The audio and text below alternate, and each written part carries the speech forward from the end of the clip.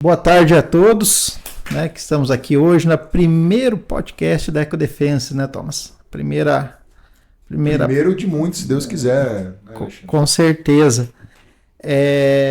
Rafael, boa tarde. Boa tarde a todos. Também.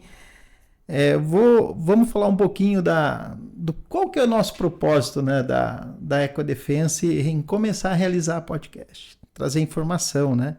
Com o intuito de levar a informação direto ao empresário e produtor rural, o agronegócio, né, tendo toda essa dinâmica da desenvolver, né, a informação, a sustentabilidade, direto ao produtor, Rafael. Então, assim, esse é o nosso intuito. É o intuito que a Ecodefense traz hoje, né, nesse primeiro, né, Thomas, de muitos podcasts que nós queremos fazer, mas de levar essa informação. Rafael, você é meteorologista. Hoje, nosso tema, como está em ênfase, né, com tudo isso que está acontecendo no Brasil, principalmente na região sul, eu gostaria que você se apresentasse para nós, né, qual é a sua formação, sua empresa. Sim. Eu sou formado pela Universidade de São Paulo e formei em 2013 e desde então trabalho com poluição atmosférica, né? Tratamento de dados, validação de dados meteorológicos e recentemente com modelos meteorológicos também, com bastante programação de computador e estatística, né, envolvida. E sou proprietário da Climática Consultoria em Dados Meteorológicos hoje. E o meu trabalho também tem a ver com radiação solar e previsão do tempo também eu gosto de fazer mais por gostar da área, assim, né? E a gente está vendo que tem muita coisa acontecendo ultimamente, muita coisa anormal, né? Vamos dizer assim, anômala, que muitos não esperam, né? Recentemente até entrei em contato com uma meteorologista de Santa Maria do Rio Grande do Sul, por exemplo. Ela mesmo que mora lá faz tempo, é meteorologista lá, ela falou que nunca viu aquilo. O pessoal que é mais antigo também falou que nunca viu uma chuva daquela, uma chuva de 2 dias seguidos, né? E pesada, chuva pesada, muito raio, relâmpago, né? Trovões, uma instabilidade muito forte na região, né? E que geralmente elas se esperam, por exemplo, vem uma frente fria, tem uma chuva mais forte, depois passa 2 dias, né? Com uma chuva mais fraca e aí passa e limpa, mais esfria, né? E dessa vez a chuva foi contínua, aquela chuva forte, e não esfriava, continuava abafado, segundo as palavras dela mesmo. Então, além disso, a gente está vendo aí, teve um El Niño, né, que veio do ano passado, aí um evento de El Niño bem forte, né, porque teve impactos no mundo inteiro, cara. Aqui no Brasil choveu muito no Rio Grande do Sul, desde setembro tá chovendo bem lá, né. E o calor, as ondas de calor frequentes também desde agosto, setembro do ano passado. Nós vamos entrar nisso, né? Vamos pegar hoje, vamos desvendar um pouco desses mistérios que tem a parte de clima aí no nosso país. Vamos falar desde o norte ao sul do Brasil. Do Iapoque ao Achuí, né? É isso, Alexandre? É bem isso mesmo. Thomas, né, o proprietário da Ecodefense, um dos sócios proprietários, né, diretor comercial, né, CEO da Ecodefense. Thomas, se apresenta um pouco, fala um pouco da Ecodefense nesse primeiro podcast nosso. Bom, antes de falar da Ecodefense, falar um pouquinho da nossa paixão. Nossa paixão foi sempre a agricultura. Então, desde ali, vamos dizer, da infância, da família, a gente já tem uma base da agricultura. Então, sempre apaixonado pela agricultura. Somos ali, vamos dizer, a terceira geração de agrônomos da família, tem essa tradição na família. Então, sempre respiramos a agricultura desde pequeno, né? E aí depois fui lá, fiz agronomia ali em Maringá, na Universidade Estadual de Maringá. Trabalhei um pouquinho no mercado, algumas empresas, voltei para a academia fazer o mestrado e atualmente estou fazendo doutorado aqui em Cascavel, na UniOeste. Então a gente está nessa jornada aí de aprendizado, né? E sempre buscando novas soluções para a agricultura, porque a agricultura é sempre um desafio novo, né? Sempre um desafio novo que a gente busca. Para a vida de agricultor não é fácil, né? Então, e clima tá ali, que é uma das variáveis mais difíceis, né? Um desafio mais difícil para o agricultor lidar, né? Então, por isso que a gente Obrigado aí, Rafael, por aceitar o convite de estar com a gente hoje, né? Disponibilizar seu tempo aí, e falar um pouquinho sobre a sua área de formação, sobre meteorologia, sobre o clima, que é uma área muito importante e uma área muito dinâmica e é a dor hoje, eu acho que eu diria que hoje sempre foi uma das maiores dores do agricultor. Né? Então, as maiores dores do agricultor é o clima. Então, nós temos que entender um pouquinho de como funciona o clima e o impacto disso na agricultura. Então, essa acho que é um dos assuntos que a gente quer conversar um pouquinho aqui. Vamos trocar uma ideia, digamos assim, e ver o que dá para a gente aprender um pouco mais sobre isso e quais as estratégias, além disso, quais as estratégias. Né? A gente tem esse desafio de saber lidar com o clima e buscar algumas estratégias para mitigar isso. Né? E você falando isso, né? A Ecodefensa é uma empresa que foi criada para trazer nutrição, biosoluções, né? Inovação para o campo, né? Fala um pouquinho dessa ideia de vocês quando vocês criaram a Ecodefensa, de trazer isso ao produtor rural. Justamente. Inclusive eu estava conversando hoje com o pessoal ali de Braganey, para alguns alunos ali, contando um pouquinho nossa história nessa nossa jornada de empreendedorismo, né? Então, a gente procurou ali logo no começo resolver uma dor do produtor, que é a questão do clima, principalmente pensando na dor aqui vou falar uma dor principal do oeste do Paraná, que é o nosso contexto principal hoje. Mas também ela não se limita aqui só para o oeste do Paraná. Mas o que a gente vinha aqui no Paraná, aqui na região específica oeste do Paraná, cada 3, 4 anos você tem uma frustração de safra. E essa frustração de safra normalmente é ligado a déficit hídrico, falta de chuva, ou temperatura alta, né, que é o que a gente passou por esse ano. Né? E não tinha muitas soluções para isso, não tinha para onde correr. Então aí que a gente foi buscar uma solução para isso, para mitigar pelo menos uma parte desse problema. Né? E aí que a gente trouxe a primeira solução para o mercado e depois a gente viu outras necessidades e depois fomos trazendo mais soluções. Então desde 2017 a gente está nessa jornada, né? Foram a primeira solução que a gente desenvolveu, a biosolução deu início lá em 2017, então foram 5 anos de desenvolvimento até a gente vir para o mercado trazer isso, oferecer para o produtor, né? Depois de consistência, né? Então a gente observa que mesmo esse desafio é possível sim achar soluções para ao menos mitigar, né? Esse desafio climático que a gente está passando. Então é isso que a gente busca também, trazer mais ferramentas e soluções para o agricultor. Que bom. Vamos lá, Rafael. Você hoje é o nosso cara que vai tentar nos dizer um pouco o que nós podemos esperar para a safra 2024, 2025. O nosso ano safra começa 2024.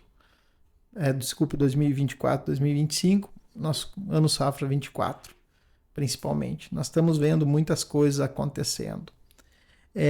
Qual que é o cenário para esse ano?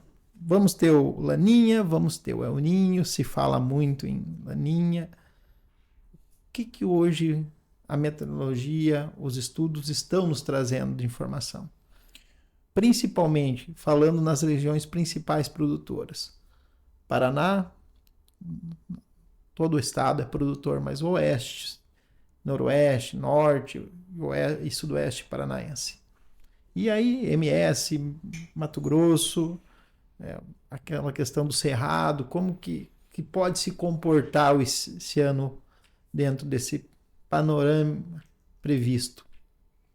Bem, esse ano de 2024, a gente está, como você mesmo falou, Alexandre, a gente está observando muitas coisas diferentes, né? Então, assim, o que se espera, a expectativa aí para 2024, 2025 é de um evento de Laninha. Porém, os modelos eles davam um evento de Laninha um pouco mais intenso, mas foi observado nos últimos dias que o desenvolvimento está mais baixo do que o esperado. Então, já se fala em um Laninha, porém mais fraco, mais de moderado a fraco, né? Com uma intensidade menor. Então, o que a gente pode esperar? Geralmente, aqui para a região sul, no geral, um Laninha traz seca, né? E a região norte traz chuva para a região norte, para a região nordeste, centro-oeste e tudo mais, né? Centro-oeste, na verdade, ela fica mais assim, o norte da região centro-oeste choveria mais, mas ela é uma região mais indefinida, né? Podemos dizer assim, depende de outros fatores também, tá? O que acontece? Quando a gente tem um laninha, a gente tem as frentes frias passam por aqui de maneira mais rápida, né? Então a tendência é ficar chover menos e ficar mais seco, ter déficit hídrico, tá? Mas esse ano aqui, como a gente tem observado, o Oceano Índico tá quente, o Oceano Atlântico está quente, então na verdade existe uma expectativa baseada em anos anteriores, mas esse ano com essas variáveis, com essas anomalias, então fica mais difícil dizer vai ser assim. Então a gente pode ter uma tendência em diminuição das chuvas, tá? Por causa do Laninha. Porém, isso não é certo. Eu acho que a gente deveria fazer eu diria, né? Que deveria se preparar para o inesperado, tá? Pode ser que venha um Laninha e continue chovendo bastante, porque existem outros fatores, né? Recentemente eu vi que o que está mandando hoje na atmosfera são as ondas planetárias que vêm lá do Índico. Elas são produzidas lá no Índico e está mandando hoje, desde abril, na atmosfera, né? Eu vou até citar um amigo meu aqui, o Bruno, o meteorologista, foi ele que passou essa informação, inclusive. Bruno Capucin. Então, eu acho que é bem legal essa consideração de várias coisas, né? Várias informações para a gente poder chegar no diagnóstico mais preciso, né? Os modelos hoje estão sofrendo com essa previsão de chuva, a gente pode observar desde o ano passado até antes um pouquinho. Se você pegar, os modelos têm uma dificuldade maior em prever chuvas porque as equações foram desenvolvidas do modelo. Se você levar em consideração, nós tínhamos uma previsão de excesso de chuva no período da safra passada, principalmente de soja. Aham. E que não houve, né? Então, assim, você vê que o que você está falando é uma questão bem, bem clara, né? A dificuldade também do profissional de vocês também está avaliando isso e que cenário que o produtor vai enfrentar, né? Isso, né? Então, a gente podemos dizer o seguinte, para o produtor, a tendência é de uma situação assim, se preparar mais para déficit hídrico, né? Para o segundo semestre, assim, para o ano que vem. Podemos, se for seguir a tendência do que está sendo dito até hoje, né? É isso.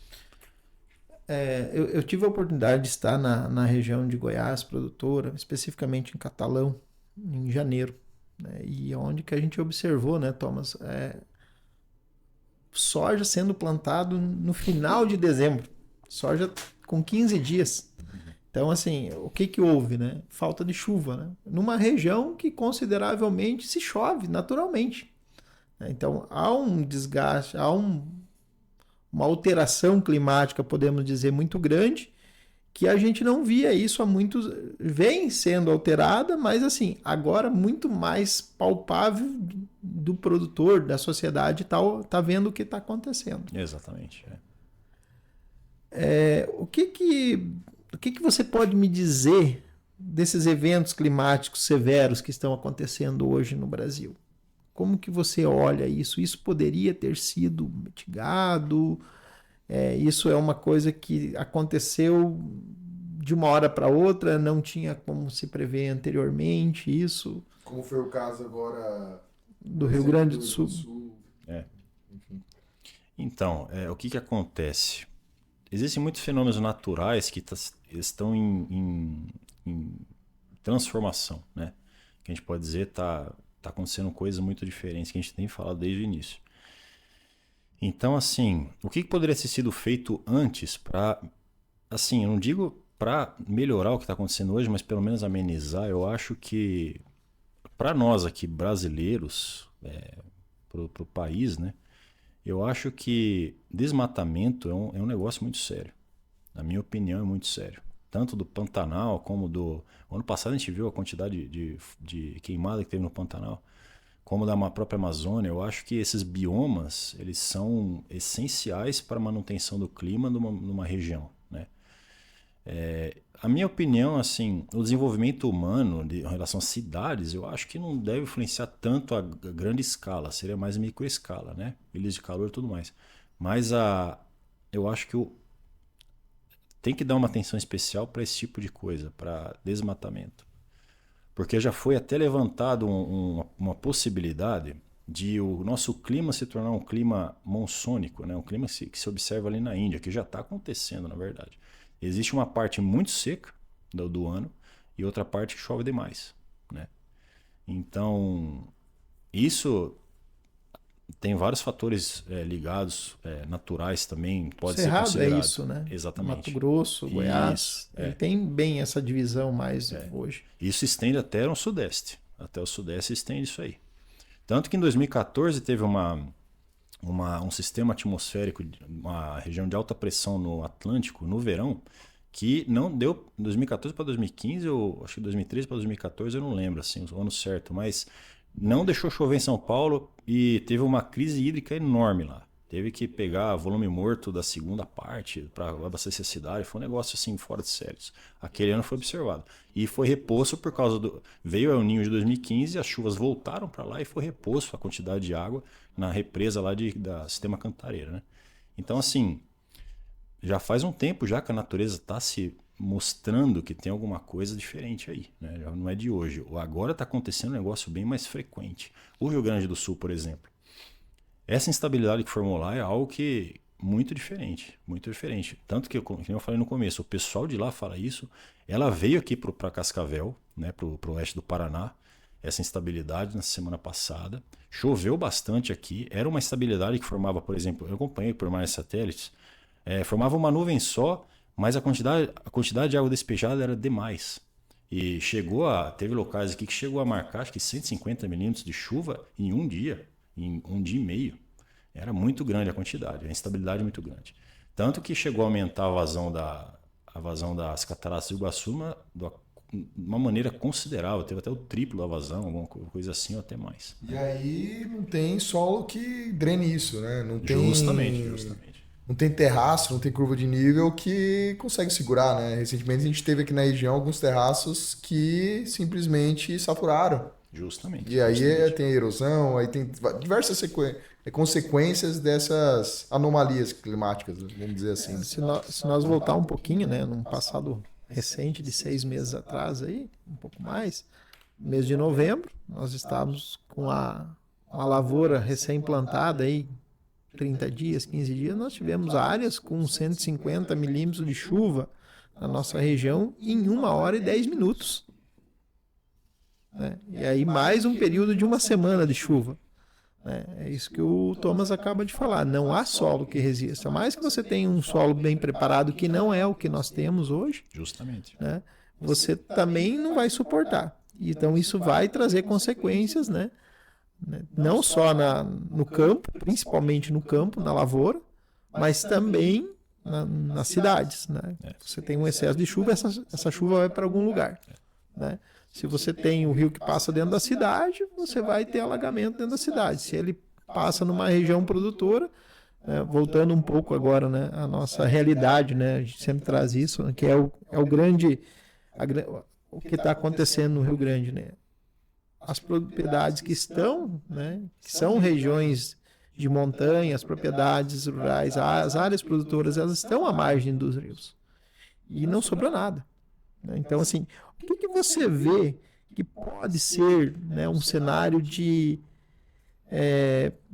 desse cenário atual do Rio Grande? O que pode se pensar para o futuro? Né? Pensar em algo que possa trazer uma diferenciação, que possa começar a se trabalhar para evitar isso. A gente sabe que é uma questão climática, que não está dentro do nosso... Ou ao menos a gente conseguir prever melhor, né? Prever com antecedência, né? Porque aí você pode tomar alguma providência, né? Você pega ali países ali da América do Norte, dos Estados Unidos, eles conseguem prever com mais atidão até que razoável, né? A questão dos furacões, esses eventos climáticos, né? Esses desastres, enfim. Aí eles conseguem antecipar alguns movimentos. Mas assim, o que está faltando para hoje a gente conseguir melhorar essa questão da previsibilidade dessas anomalias? É uma maior série histórica? Enfim, o que está faltando hoje para a gente tentar... lógico, prever com 100% de exatidão não tem como, né? Mas, assim, melhorar um pouco essa previsão e antecipar alguns movimentos, principalmente catastróficos, como tivemos agora no Rio Grande do Sul, né? O que na sua visão, o que está faltando para isso acontecer, Rafael? Então, aqui no Brasil, o que acontece? Como o Brasil é um país que eventualmente tem algum evento, tem uma coisa mais séria como está acontecendo, então não teve investimento, né? Agora está começando a ter, já faz uns anos que está começando a ter um investimento melhor, mas falta, na minha opinião, falta investimento nessa área. Tanto para cobertura de estações meteorológicas, quanto para radiosondagens, que o pessoal solta o balão meteorológico para extrair dados da atmosfera superior. Bom, tem aviões que pegam dados hoje em dia também, né? Mas assim, imagem de satélite também. Mas os dados medidos é uma coisa muito importante. Eu trabalho com isso, eu sei, né, como é que é. Uhum. É o mais próximo do real possível. Porque, na verdade, mesmo as estações meteorológicas que têm distribuídas, seguindo o padrão da Organização Mundial Meteorológica, se aproxima do real. Não significa que vai ser o real. A matemática que a gente vê na meteorologia é um negócio que não é exato, né? Por isso que os modelos não conseguem prever muitas coisas, porque não é exato. São casas decimais, enfim, isso daí não já vem parte matemática, mas... Estatística. Exatamente. Na minha opinião, então, eu acho que devia ter um investimento mais sério, levar mais a sério isso, porque o que acontece nos Estados Unidos é bem isso. Se eles não levam a sério isso, são vidas que perdem e prejuízos em bilhões de dólares. Mesmo, por exemplo, o exemplo do furacão Katrina, que aconteceu em 2005, mesmo com todo o investimento do governo, eles perdem muito dinheiro lá, por causa desses fenômenos intensos. E se eles não tivessem investimento, provavelmente seria muito pior. E aqui no Brasil, eu acho que com essas mudanças climáticas, a gente precisava ter uma movimentação maior em relação a isso para fazer centros em alguns locais de previsão de desastres naturais, mas focado bem nisso, como eles têm lá. Por exemplo, siga um exemplo deles, mas assim, ter um desenvolvimento de alguma coisa mais séria aqui no país. Porque essas coisas... na meteorologia existe um evento chamado período de retorno nessa parte de chuvas. Então, o período de retorno se completa em determinado tempo, existe uma probabilidade maior daquilo acontecer, né? Provavelmente no Rio Grande do Sul deve ter acontecido isso. Teve a cheia de 1941, talvez o período de retorno seja agora, em 2024. Tem uma forma de calcular isso, né? Porém, eu acho que essas coisas, tendo investimento, fica mais fácil de visualizar e evitar. Mesmo que dê um alarme falso, antes de dar um alarme falso e tirar as pessoas do local, do que não dar alarme e acontecer. Porque aí acontece o que a gente está observando hoje, né? Perca de muitas vidas, principalmente. Né? Justamente. A gente fala assim, a gente trabalha com agricultura, o foco da Ecodefensa é a agricultura, mas também nós sentimos com certeza, pelo que está acontecendo lá, né? Com certeza. E essa perca principalmente de vidas. Mas além de tudo, né? Você tem uma perca de vidas, que isso né? Mas eu vejo que ainda, posso estar equivocado, mas é uma pergunta que eu quero deixar para vocês, até Thomas também. Você acha que a nossa população hoje, dentro desse processo de fenômenos, a gente ainda é muito descrente sobre isso, né? Como nós nunca vivemos isso, né? Nós não temos um histórico de vivência sobre isso. Justo. Então, se você fala, olha, existia uma previsão de chuva, principalmente em Rio Grande do Sul, mas assim, o que isso a gente não acredita? Vai chover, mas não vai chegar a esse nível que chegou, né? E nós tivemos 2 momentos muito próximos, né? Menos de um mês aí, 2 fenômenos e na mesma região. Não que a gente já não viu isso no Nordeste brasileiro, Bahia, Pernambuco, outras chuvas, né? Que são áreas ainda muito mais, vamos dizer assim, com excesso de chuva, o estrago é muito maior, né? Sim. Mas assim, o que você acha disso? Nós ainda temos que evoluir muito, como você já falou, nas estações meteorológicas. Mas a população em geral, né? O povo, né? Nós produtores, entender mais isso, né? Eu acho que para a população no geral entender, precisaria de mais meios de comunicação para eles terem acesso à informação, né? Porque assim, uma coisa que eu observo muito nos Estados Unidos, eles têm vários métodos, ainda mais hoje em dia com redes sociais, eles têm vários métodos de mostrar o que está acontecendo. Então, eles mandam caçadores de tempestade para algum lugar, o centro de pesquisa, o centro de desastres naturais lá, eles mandam informações via rádio, via televisão, via Instagram, Facebook e tal. Então eles procuram desenvolver aquela informação e mandar para a população para eles ficarem sabendo o que está acontecendo, para se precaver, né? E eu acho que o que é legal aqui no Brasil também, o pessoal tem se esforçado, eu tenho visto que tem tido um esforço da parte dos profissionais de jornalismo, de meteorologia, né? Nessa parte, nessa área aí. Porém, eu volto a dizer, o problema é investimento. Eu acho que carece de investimento aqui no Brasil para que tenha o desenvolvimento da informação e depois levar essa informação, dar acesso às pessoas, sabe? Eu acho que é isso que está faltando aqui no nosso país, né? Mas assim, está evoluindo bem. Até um pouco tempo atrás não tinha tanto desenvolvimento assim, mas agora está evoluindo bem. Só falta essa parte do investimento em si levar as coisas mais a sério, né? E o que dá para a gente esperar após isso, esse fenômeno, né? O que você, assim, esse cenário que houve agora, né? O que a gente pode esperar após isso? Uma melhora do tempo? A gente já falou um pouco do Laninha, El Ninho. O que a gente pode esperar aí nesse cenário novo agora, para nível de Brasil? Vamos ampliar um pouco, né? O que a gente espera esse ano 2024, né? 2025 aí para dentro desse cenário, né? Então, o que podemos esperar?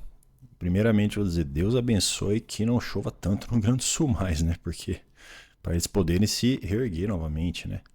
Mas o que a gente pode esperar? Alguns lugares com seca, alguns lugares, especialmente, eu digo ali na região centro-oeste, né? Centro-oeste, sudeste, eu acho que a tendência pode ser de dar uma seca lá, um período mais longo assim de seca, e altas temperaturas que favorecem a evapotranspiração, né? E aí afeta o balanço hídrico, inclusive.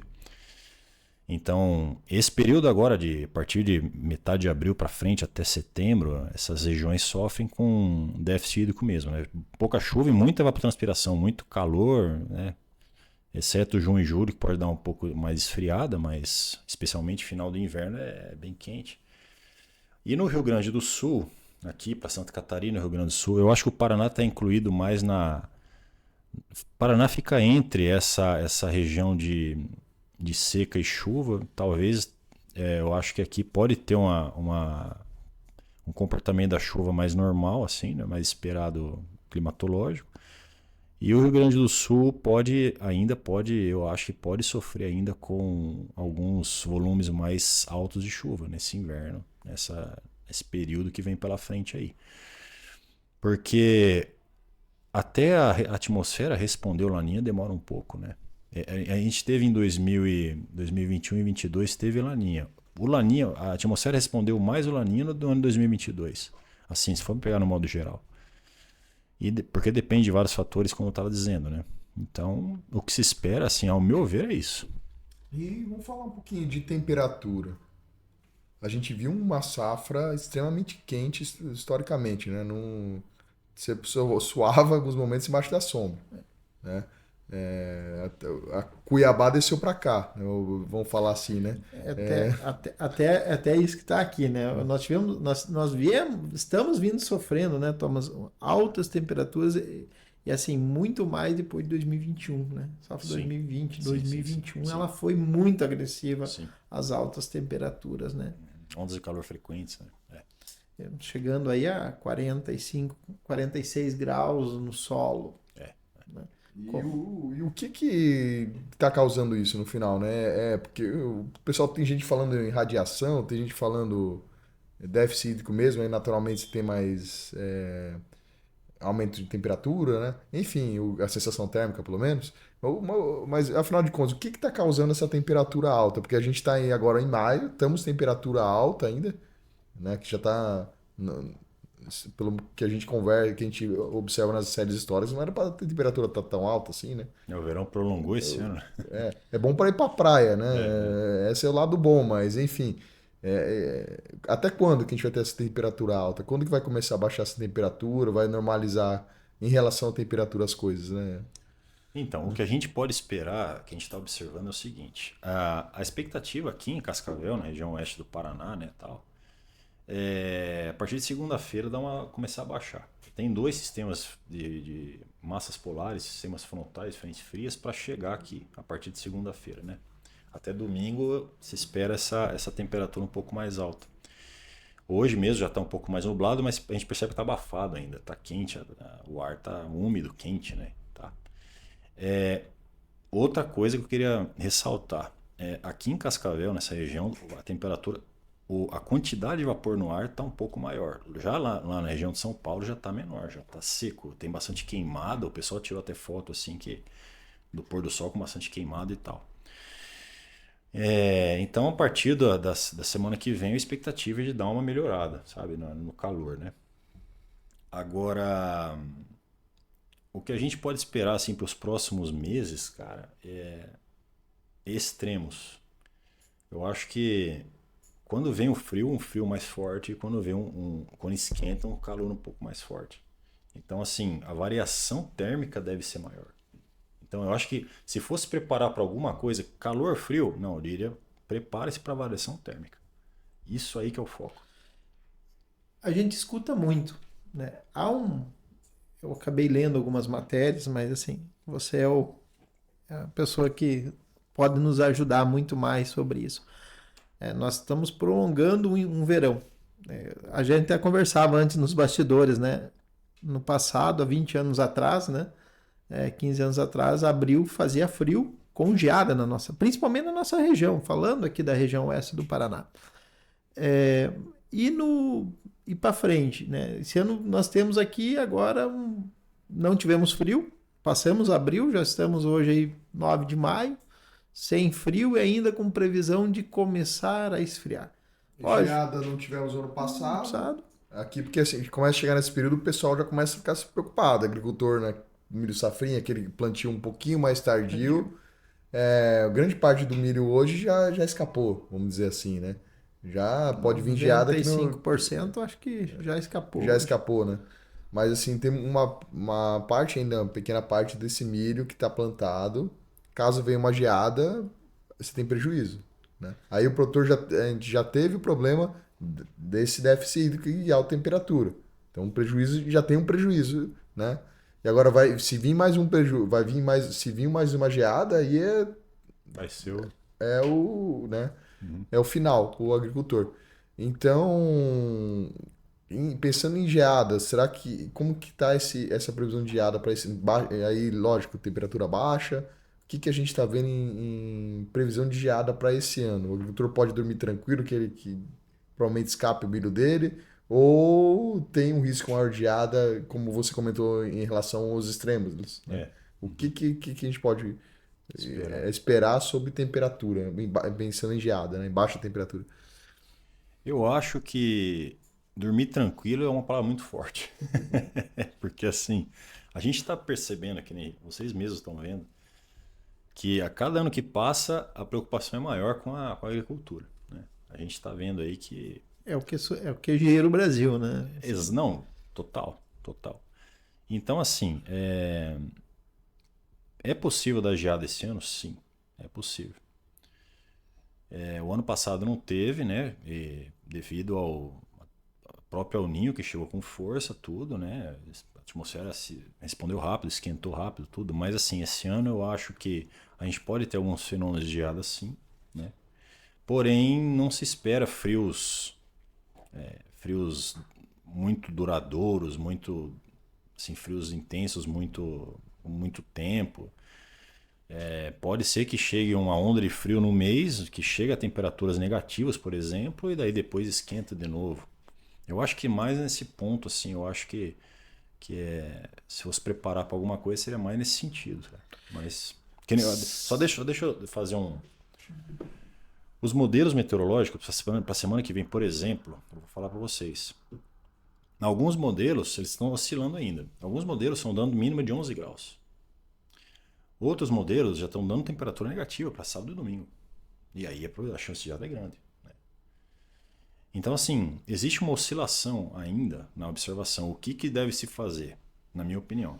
Se precaver. Vamos esperar chegar passar uns dias para ver o que vai acontecer. Porque o modelo depende da entrada que você fornece. Depende, por exemplo, se ontem estava sol, hoje está nublado, a entrada é diferente. Então você fornece para ele, faz as contas, o cálculo, e lá na frente ele dá um resultado. Pode dar um resultado diferente, né?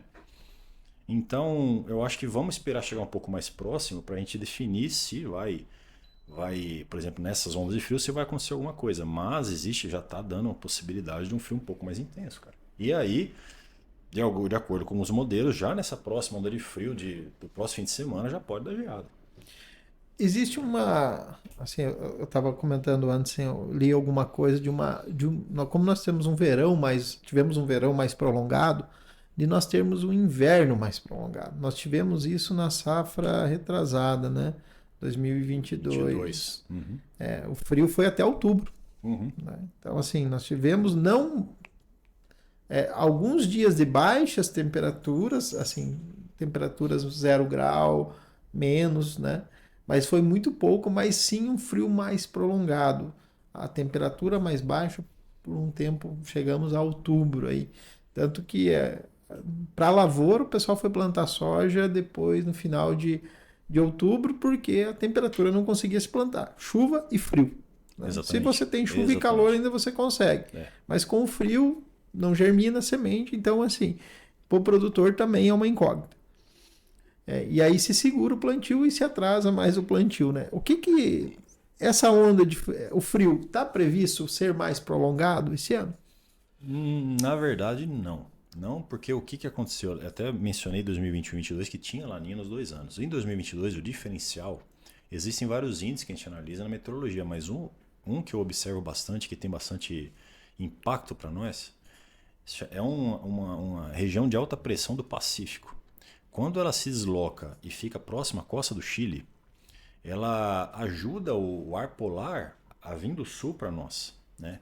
Esse sistema que faz vir massas de ar polar mais fortes, mais intensas, faz até secar o tempo aqui, secar o ar aqui para nós, né? Porque o ar frio ele é mais seco. Né? Sim. Em 2021 ela não estava tão próxima assim do Chile, né? Então não teve tanto impacto. Até, você falou que em outubro o inverno durou até lá, em novembro, no começo de novembro teve uma onda de frio que chegou a 4 graus aqui em Cascavel. Sim. Né? Então, assim, olha esse ano 2023 a diferença, né, cara? Então, assim, eu acho que o melhor a se ver é isso. Por enquanto ela não chegou a encostar na costa do Chile ainda. Então a expectativa é de não ser um inverno tão prolongado. Se ela chegar a encostar lá, na costa do Chile, e ficar ali como aconteceu em 2022, ter o mesmo padrão atmosférico, eu digo, aí a tendência é maior. Ou seja, o agricultor não vai conseguir dormir tranquilo nunca, né? Pelo que a gente está conversando aqui, o bicho está pegando, né? Clima é sempre um desafio, né? Desafio. Eternamente um desafio, né? Desafio, e cara. ainda com uma tendência, vamos dizer assim, de mais extremos presentes cada dia mais. É isso, Rafael? É isso. Eu acho que o agricultor deve se preparar, assim, na minha opinião, para variabilidade térmica, cara. Para isso. E extremos de chuva, variabilidade térmica, muito frio ou muito calor, entendeu? Dependendo da época. Eu acho que se tiver esse preparativo para isso, eu acho que ele vai ficar mais uma defensiva melhor em relação à parte climática, cara. Dentro disso, a gente, para quem não sabe, a gente tem uma estação de pesquisa que fica ali em Assis Chateaubriand. E ali nós desenvolvemos várias pesquisas. Desde na parte de nutrição, fisiologia de planta, desenvolvimento de novas soluções ali para o agricultor. O que a gente tem observado ali nesses trabalhos que são conduzidos?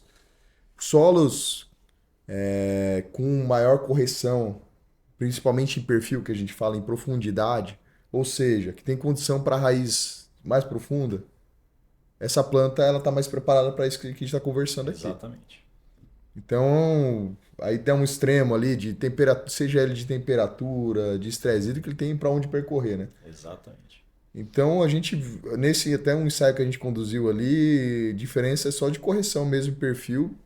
Claramente você já vê na planta, né? No desenvolvimento dessa planta. Quem aprendeu bem fazer isso, uma região do Brasil que desenvolveu bem essa parte, estive lá algumas vezes, até fiquei um tempo lá, é o pessoal da Bahia. Então você tem ali na região ali de Luiz Eduardo Magalhães, aquela região ali, no oeste da Bahia, o pessoal aprendeu bem a fazer isso. Criaram um perfil de solo. Então hoje na Bahia tem muitos solos ali produzindo 100 sacos por hectare, né? Acima de 100 sacos por hectare, ali, acima de 80, a partir de 80, né? 80 a 100 sacos por hectare. Então, mas assim, o reflexo disso, né, é esse trabalho de estruturação de solo, né? E aliado com isso também tem a questão dos aminoácidos, a prolina, uma tecnologia que inclusive está contida num das nossas soluções, que é o BioVid, que vai de encontro com isso, que são reguladores térmicos, né? Que é, fazendo uma analogia aqui, a gente ir para a praia com protetor solar, né? Porque ninguém vai para a praia sem protetor solar hoje. Exatamente, exatamente. Você tem que se preparar para isso, né? Que é o pior, é o extremo que a gente está caminhando para isso. Isso é um outro fator também, né, que o Thomas traz, e dentro dessas soluções que a Ecodefense traz.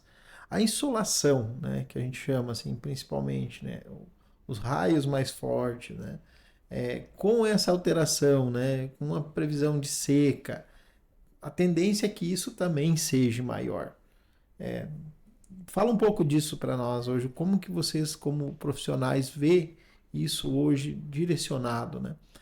Levando em consideração, assim, no Brasil hoje a gente tem muitas represas hidrelétricas, né? E se fala muito que isso também afeta a própria luminosidade, mais luz solar, mais forte, mais clara, mais calor. Então, sobre a insolação, o que a gente está passando hoje em dia? O máximo, o Sol ele está com uma atividade muito grande, né? Então a gente ouve falar, tem várias explosões solares intensas, tem afetado ultimamente ondas de rádio e tudo mais, né? Se a gente vai e fica no Sol, também a gente percebe que ele tá mais forte, ele está mais queimando mais a pele. Então, o que a gente está observando hoje em dia, né? Se fosse para pensar nas plantas, né? No geral, assim, nas plantas e tudo mais no Brasil, o Sol, daqui para frente, a tendência dele é diminuir a atividade, né? Porque ele chegou no máximo, a tendência é diminuir. Geralmente, esse ciclo solar dura de 11 em 11 anos, né? Existe o máximo, o mínimo e tal. Mas é legal pensar uma defensiva disso também, Thomas. Nessa defensiva da radiação solar também, cara. Porque, como você falou, o protetor, né? Protetor solar, né? É importante. Então, até por estações meteorológicas, algumas pessoas estão comentando que estão observado um valor maior de radiação solar. Isso é importantíssimo ter esse dado, né? Para confirmar que o que a gente está sentindo na pele não é só o sentimento. E você falou até de hidrelétricas, né? O que acontece com as hidrelétricas? Se a gente pega na imagem satélite, é como se fosse um lago ali, a represa. Existe uma variável de absorção da radiação solar chamada albedo.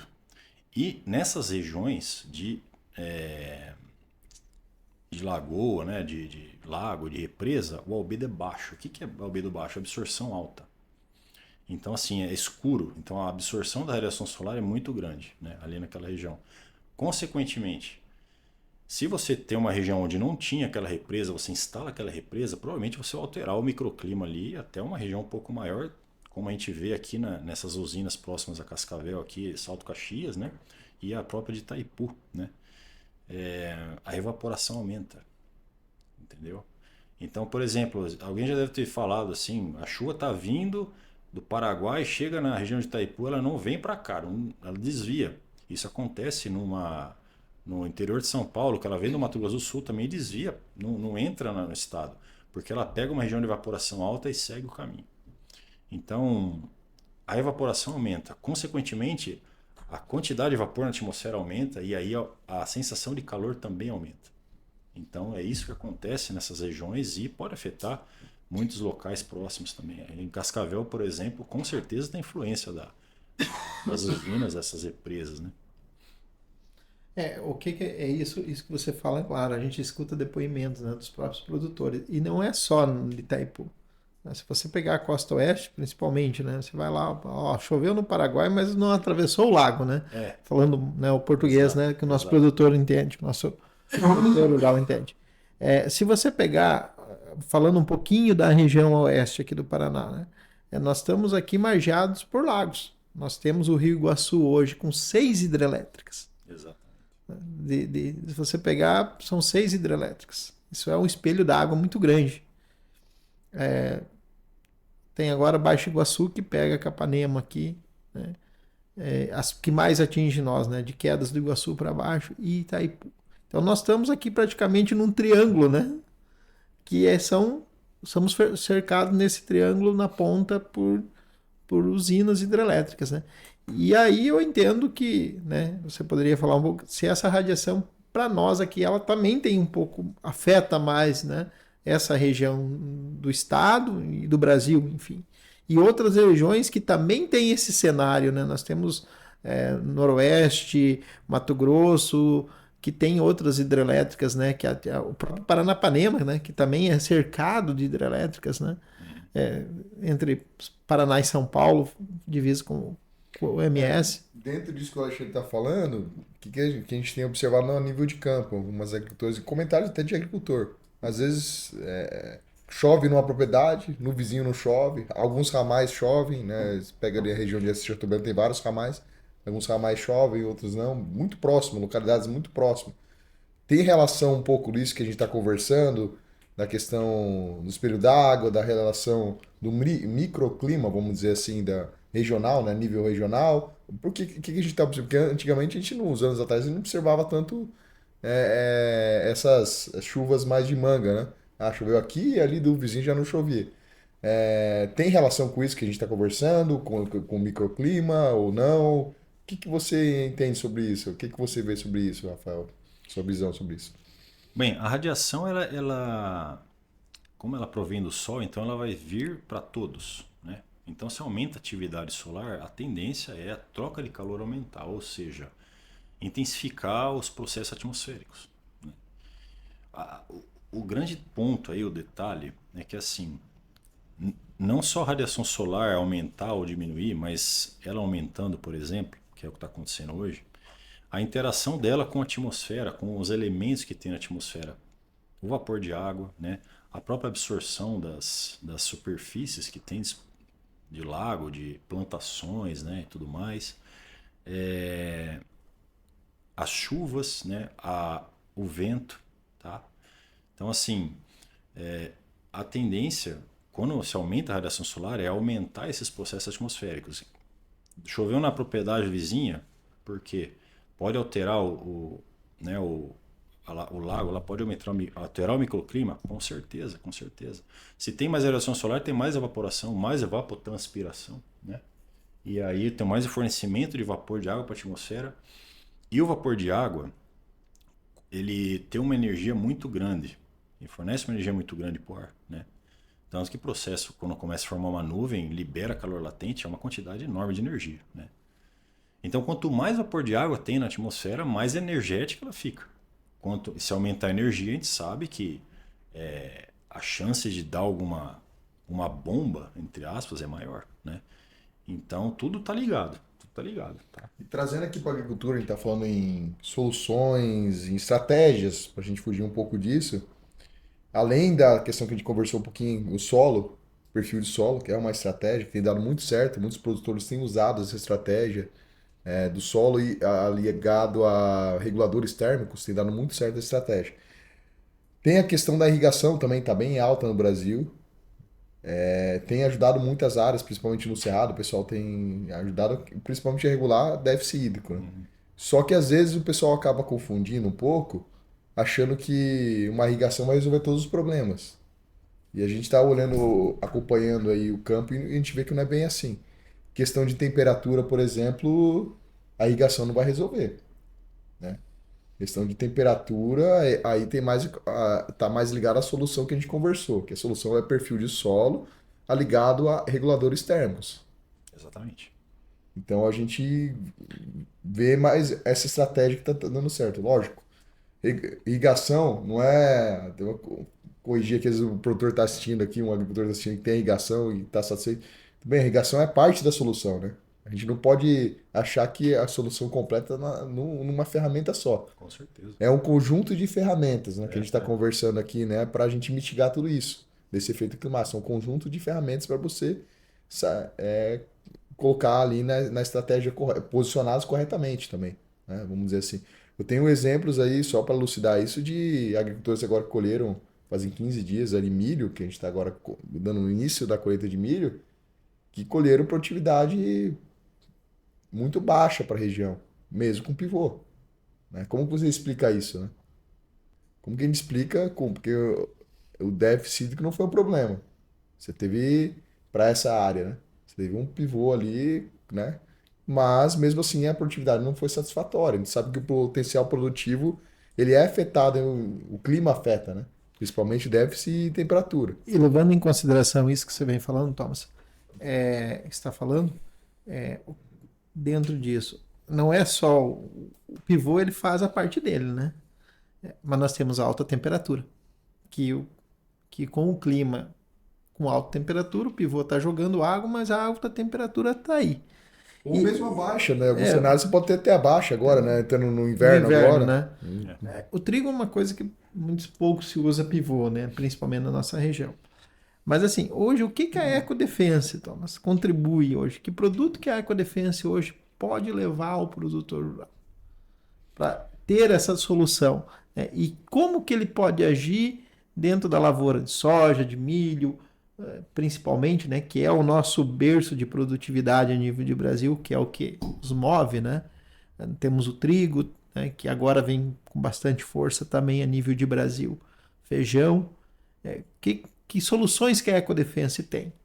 Interessante essa pergunta, Alexandre. Assim, antes de uma solução, a gente tem que olhar o solo, né? Então, o primeiro ponto é olhar o solo, aquilo que a gente conversou sobre o perfil de solo principalmente.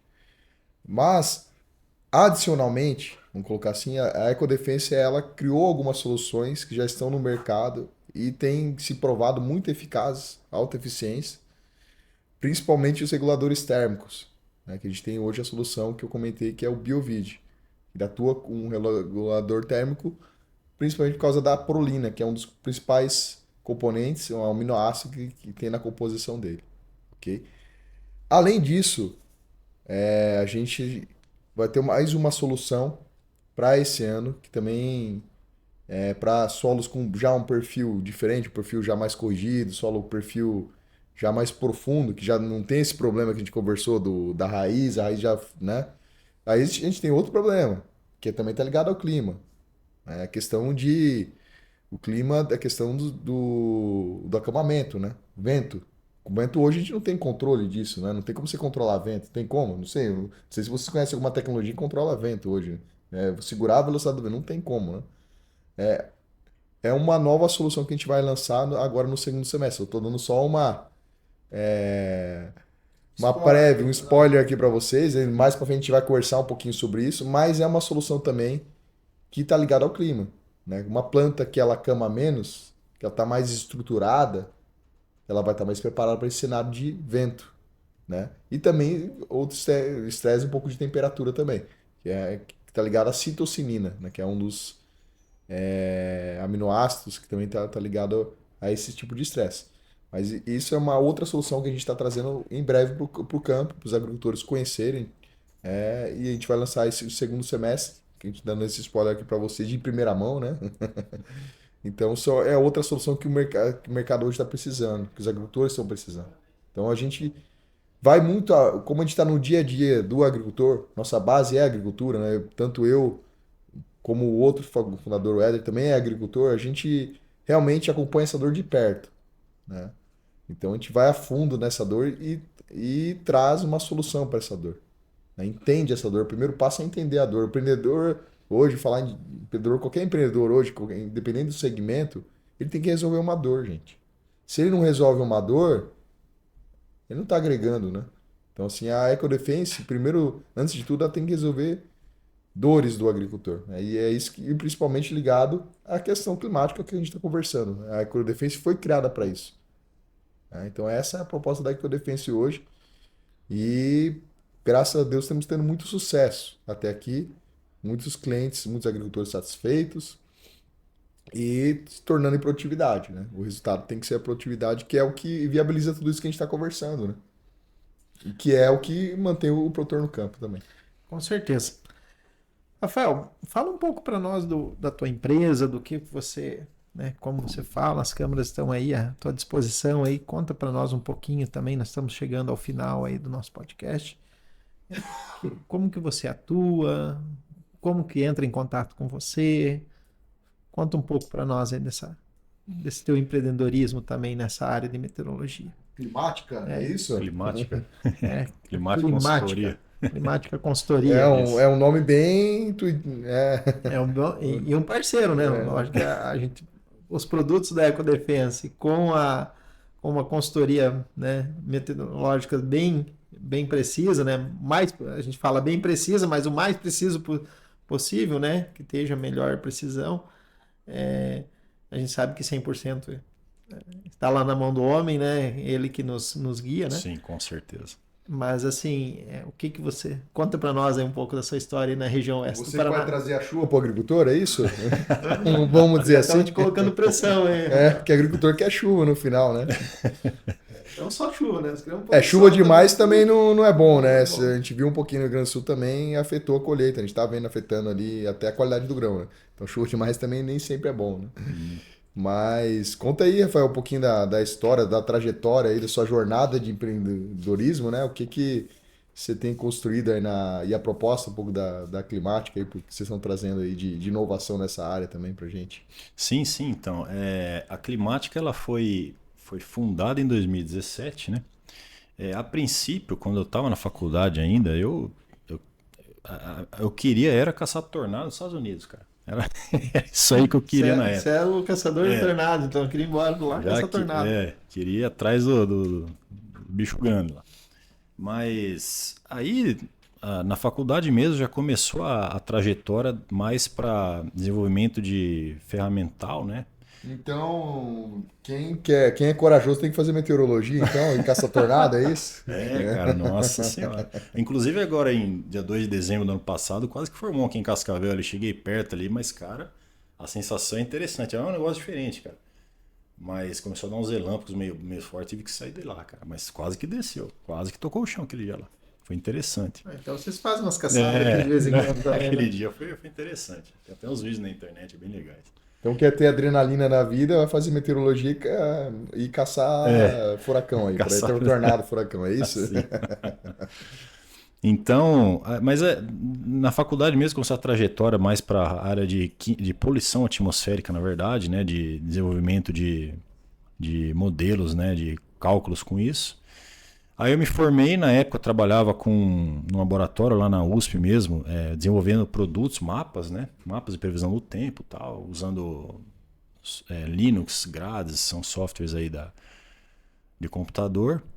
E daí depois eu fui trabalhar para uma empresa, quando eu vim para Cascavel em 2015, eu comecei a trabalhar remotamente para uma empresa lá de São Paulo mesmo, e que era mais a parte ambiental, né? Então, na época eu fazia relatórios e tal, e aí em 2016 eu acho que uma empresa de Minas Gerais me contatou pelo LinkedIn, tá? E perguntou o que eu fazia. Eu falei, bom, você trata dados meteorológicos de estação? Eu falei, não, eu posso coletar, sei onde pegar tudo e tal. Que a gente precisa para tratar os dados, validar os dados no meteorologista para isso, né? Que o argumental exige, para inserir um modelo de dispersão atmosférica. Então, a raiz do negócio, do modelo de dispersão atmosférica, são os dados meteorológicos, tratados, validados e tudo mais. Eu falei, não, tranquilo, vamos fazer. Comecei ali. E aí, em 2017, eu fundei a Climática, né? A empresa, na época. E comecei a desenvolver vários produtos com isso, né? Em 2019, eu fiz um curso do modelo WRF, né? É um modelo muitos usam para previsão do tempo, eu uso mais para representar uma estação meteorológica em locais onde não tem estação, né, cobertura de estação, é um modelo meteorológico muito bom. E daí fui desenvolvendo, eu calibrei o modelo, né, fiz toda a parametrização bacana e tal, voltado especialmente para vento, né, para representar melhor as regiões onde tem árvores, né, porque tem parametrizações que consideram as árvores pequenas, outras consideram as árvores um tamanho mais real, né? É mais difícil, tive que comprar computador gamer, fazer computador gamer para isso, né? Porque para rodar esses modelos é um negócio bem mais... precisa de um poder computacional mais forte, né? E em paralelo do WRF, comecei a trabalhar com Python, né? Linguagem de programação, e desenvolver modelos lá também, aí mais com modelos estatísticos, né?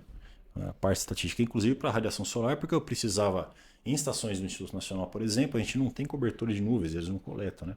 São dados horários, estação automática, mas não tem dados de cobertura de nuvens. Eu precisava estimar, porque o modelo de dispersão atmosférica foi projetado para aeroportos, e aeroportos fornecem cobertura de nuvens, né? E é uma das principais variáveis. Sem ela não funciona. Então eu precisei trabalhar modelos e modelos, desenvolver modelos de radiação direta e de radiação difusa, né? Modelos de decomposição da radiação solar, porque em estações meteorológicas geralmente a gente pega a radiação global, medida a radiação global. E daí esses modelos estimam a radiação direta e difusa. Claro que tem várias aplicações com isso, muitas aplicações, né? Especialmente energia solar hoje em dia tem bastante aplicação, né? Na geração de energia solar. E então fiz vários programas, né? Até brinco, fiz alguns robozinhos para me ajudar, né? Porque a gente automatiza as coisas, fica bem mais fácil de fazer. Coisa que eu fazia em um mês, eu comecei a fazer em dias, né? Então foi automatizando tudo. Hoje em dia eu até inseri na empresa um sistema de aprendizado de máquina, né? Para conseguir calcular essas variáveis, né? Ter os dados para a gente poder trabalhar. E estou desenvolvendo mais coisas. Agora eu também faço mestrado na UniOeste, lá no Laboratório de Tecnologias Sustentáveis, né? No LabTES. Então, com o professor Reginaldo e todo o pessoal lá também, pessoal muito bom.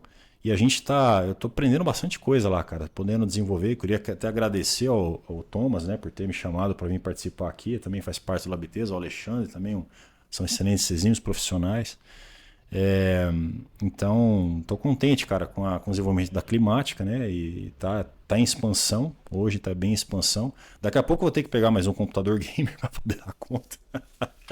E outra coisa interessante, desenvolvimento, cara. Né? Desenvolvimento, o né? crescimento da sua empresa. Com certeza. Até eu tive que aprender, cara, a fazer backup no computador, a montar computador, enfim, tive que aprender, porque como eu trabalho muito com isso, né? Para quem está nos assistindo aqui, está acompanhando a gente, só para entender que nesse universo também é novo para mim, né? Esse universo climático, vamos dizer assim, né? Uhum. Então, em síntese, o que você falou um pouquinho, pelo que eu entendi, a Climática é uma startup, né? Uma startup que o pessoal chama, de modelagem climática, vamos dizer assim, é isso? Também. Análise de dados meteorológicos, né? Validação de dados meteorológicos, né? Se não tiver alguma variável, tiver em defasagem, modelagem, tá? Se tiver algum lugar que não tem estação meteorológica, também modelar naquela região com a melhor acurácia possível, porque assim, o que eu viso bastante na climática é a acurácia de dados. Isso eu sou chato com isso, cara, porque eu acho que o principal da modelagem, o principal dos dados é a gente poder se aproximar mais do real, né? Então, assim, a gente tem os dados observados, os dados coletados pelas estações, que é o que representa melhor o real, né? Então, eu uso aquilo como referência para você calibrar um modelo, por exemplo. Você quer desenvolver um modelo, você usa aquilo lá para calibrar, né? De treinamento em aprendizado de máquina, por exemplo, a gente usa isso. Então, a climática é isso, é uma empresa para ajudar com dados meteorológicos, entendeu? Para validar esses dados para poder utilizar na dispersão atmosférica, ou se precisar de alguma outra coisa também a gente pode conversar, né? E usar de várias ferramentas, né? O aprendizado de máquina é uma das ferramentas, né? A estatística é outra ferramenta. Então, a matemática em si para ajudar a você ter uns dados de qualidade, né? Uns dados bons que você pode inserir em outros modelos, você pode trabalhar com eles de uma maneira mais tranquila, sabendo que aqueles dados vão representar de fato o local. Essa é a ideia principal. Os dados são o novo ouro desse século, né? Então, exatamente. Só que pulo do gato é você saber tratar esses dados, saber fazer com esses dados. E lógico, tem uns dados consolidados, né? Também. Exatamente. E também acho que é um desafio também na questão climática no Brasil, como você comentou, né? Tem poucos dados, né? Eles talvez não são tão unificados assim, né? Aí você tem que ficar juntando dados. É um desafio também, né? Não é, Rafael? Com certeza. A gente ter ter o acesso a eles, né?